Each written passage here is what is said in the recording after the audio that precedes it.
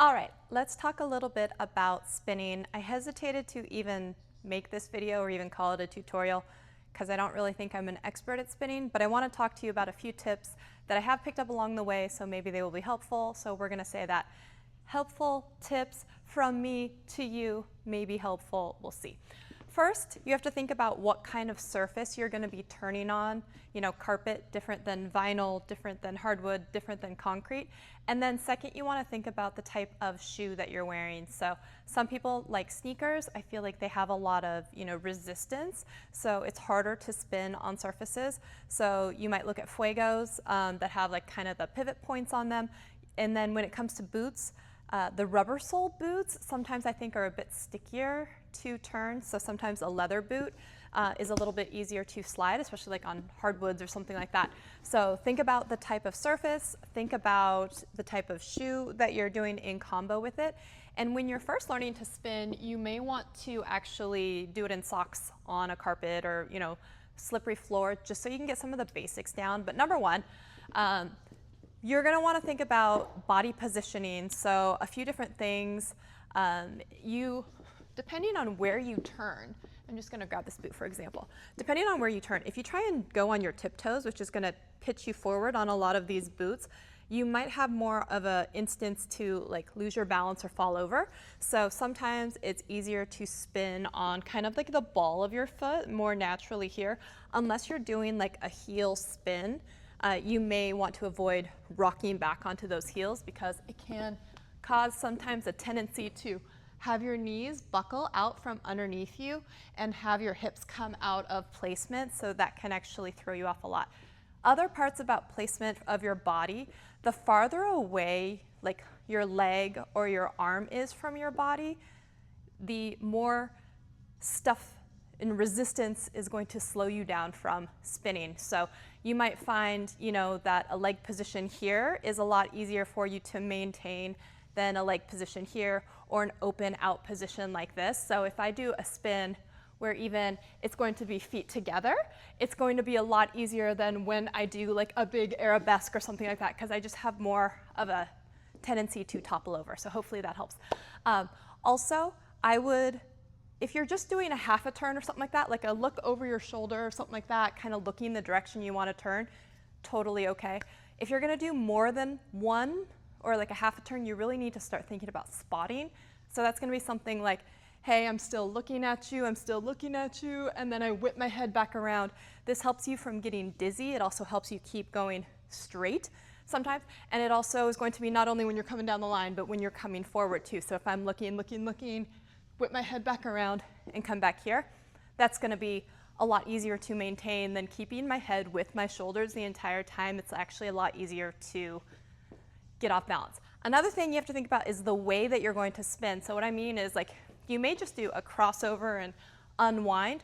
That's a spin. So it's a lot easier to do that kind of spin than sometimes where your legs are like really far apart and you're trying to twist.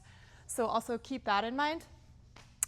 Again, yeah, where your arms are, sometimes motion like a gymnast or like a diver does, where they like bring everything into their core to keep it a little more concentrated and like narrow, is going to help you spin faster as well. And when I go to spin, I usually like to master a single spin before I then do 1.5, and then I do 1 3/4 or a double spin or anything more than that. So I like to start with the smallest spin that you can and get that good. And then every once in a while, try, like if the most you've done is the single, try a 1.5 and then go back to a single, and it should feel easier even. So try and push yourself, then come back towards a basic turn that you can master and totally get. Another thing is which direction you're turning. So let's, for instance, if I put my right foot forward, I could spin over my left shoulder, or I could come forward and spin over my right shoulder. So either way that you want to spin, you may want to experiment with that, and you're going to want to also switch feet and see how you feel. You may feel like an inside turn is a lot easier for you than like coming back out the other way. And again, when I practice, sometimes I'll actually do like more of a pencil turn where this foot is actually just like barely off the ground, just kind of hovering. But when you do that, you don't want to have your hip come up because that can make you topple over too.